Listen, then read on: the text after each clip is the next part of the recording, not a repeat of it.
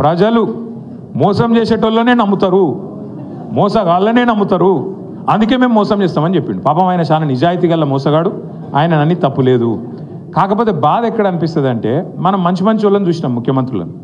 ఓ చంద్రబాబు నాయుడిని చూసినాం, ఇదే రాష్ట్రంలో మనందరం చూసినాం. ఓ ఎన్టీ రామారావుని చూసినాం, తర్వాత అటెనక రాజశేఖర రెడ్డి సార్ని చూసినాం, రోషయ్య గారిని చూసినాం, కేసీఆర్ గారిని చూసినాం.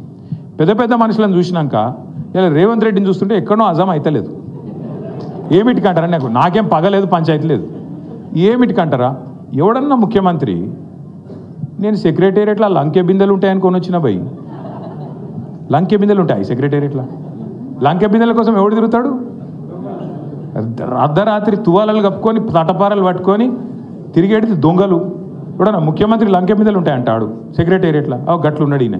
రెండోది నేను అడుగుతా, ఇప్పుడు ఈ అర్రల ఈ రూమ్లో ఎవరన్నా అప్పు లేని వాళ్ళు ఉన్నారా? అప్పు ఖర్జా नहीं है सो आदमी कोई है यहाँ पे, है तो हाथ उठाओ. అప్పు లేని వాళ్ళు ఎవరు ఉన్నారమ్మా?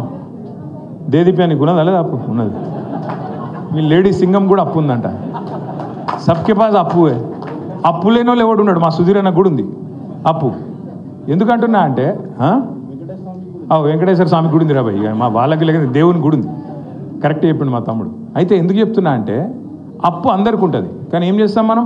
అప్పు హైతోవి, కర్జా హైతోవి, లోపల బనీన్కు పొక్కలున్నా మీదికెళ్ళి మాత్రం కడక్ అంగి వేసుకుంటాం, బయటికి మాత్రం షాన్ మే ఫరక్ నీ అని అన్నట్టు తిరుగుతాం. ఎందుకు తిరుగుతాం?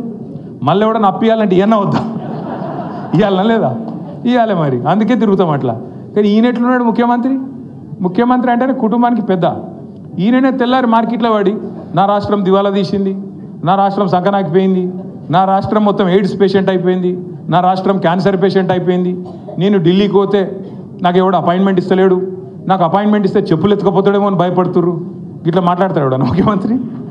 గీననట మన జుబ్లీల్స్ని ఉద్ధరిస్తారట, హైదరాబాద్ను ఉద్ధరిస్తారట. మీరు ఆలోచన చేయండి, గిసొంటి ముఖ్యమంత్రిని ఎవరైనా చూసినామా?